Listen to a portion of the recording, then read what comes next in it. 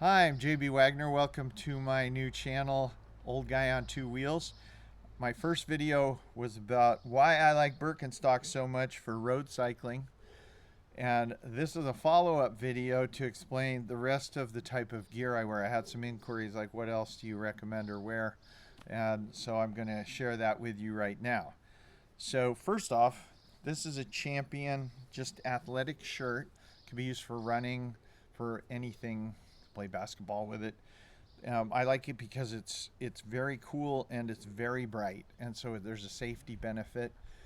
The difference between this and a dedicated cycling jersey would be primarily that the cycling jersey could have pockets in the back, button pockets that you could put things in, and it probably wouldn't be as sheer as this is. I have nothing against a cycling jersey. I just don't have a need for those pockets in the back, and I'm not into wearing all the logos and stuff that they put on them. So this is on my hot weather shirt. Today in Alsace, France, where I am, when I went riding in the cornfield on some cool roads, I wore this Champion turtleneck shirt, and it did a great job adding a layer, giving me coverage on my arms. If you're worried about sun exposure, a long sleeve shirt like this is a good idea. So, and then I don't have it here with me, but I have a really nice windbreaker at home that I can wear over these two layers if it's colder and there's a threat of rain. And again, it's not made just for cycling, but it's totally suitable, and it's a very vivid blue. I am a fan of real cycling shorts, road shorts, the Lycra. A lot of jokes about cyclists and Lycra, but I really like these types of shorts because of the padding. It makes a huge difference in seat comfort over the long haul. This is a lot of gel here for your tailbone. And I like the snugness of it so it doesn't bunch up under on the seat. I've had mountain bike shorts that were baggy and looser and they had bigger pockets and things, but they were really uncomfortable. They would bunch up, and there were inner liners of Lycra that would inch up my legs, and so I decided not to wear those. Even if I'm mountain biking, I would wear these.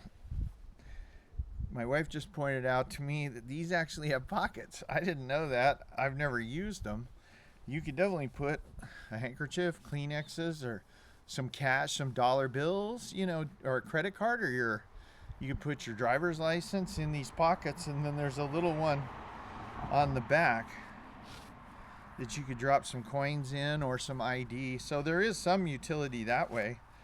I've never used any of the pockets. My goal was to make my bike self-contained with everything on the bike, that I didn't have to carry it on my body. I've done that, and I'll explain that later. I'm wearing a skateboard helmet, and I ride exclusively with skateboard helmets. Now, I'm not going to tell you that skateboard helmets are safer than cycling helmets. They're very different. There's nowhere near as much ventilation, but I'm bald, so I don't care because I'm not, and I don't sweat as much as the average person, I'd say, too. So it's not uncomfortable for me. It's actually way more comfortable because much thicker padding in this skateboard helmet than in a bike helmet. And since I am bald and don't have the cushioning effect of hair, I prefer the skateboard helmet. So the question is, and this is my wife's skateboard helmet right here,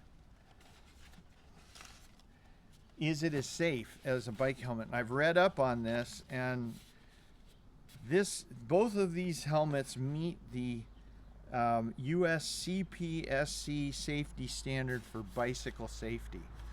That's what you should look for in a skateboard helmet. Skateboard helmets are designed for multiple impacts, whereas bicycle helmets are designed for a single impact. You'll notice the difference when you look. The skateboard helmet comes down quite a bit further in the back, and I think comes further more in the front as well. It's up to you whether you would choose this style. There is ventilation.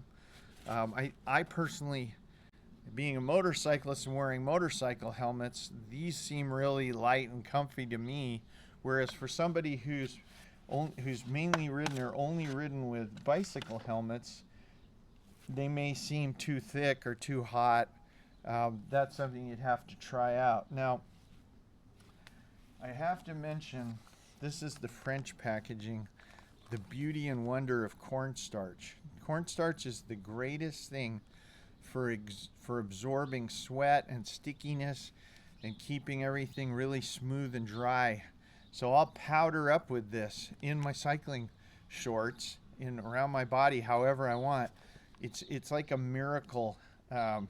It's not a drug product. It is great if you sweat a lot or you're riding in humid conditions or dealing with that. It'll just keep you dry way longer, or dry you up if you're already moist. So 2 big thumbs up for cornstarch. Glasses, glasses, the only advantage, sunglasses on a bright day, but if you're going to go downhill at 55 miles an hour or something, then glasses really help. If you're not, I'm out here, it's totally flat, I'm going 15, 16 miles an hour, glasses don't matter as far as protection with the eye. So glasses just depend on the conditions. I don't generally wear gloves in mild weather. If it gets a little chilly, I'm just gonna use a really sheer dirt bike glove, and then graduate from there. I'm gonna do a separate video when the time comes on cold weather riding and cold weather gear, because everything's different that I would wear in cold weather, except for the helmet is going to be, well, that could even be different too. So we'll leave that for another video. As for now, that's my kind of basic approach to clothing and gear, and I hope it's useful to you, and thanks for watching.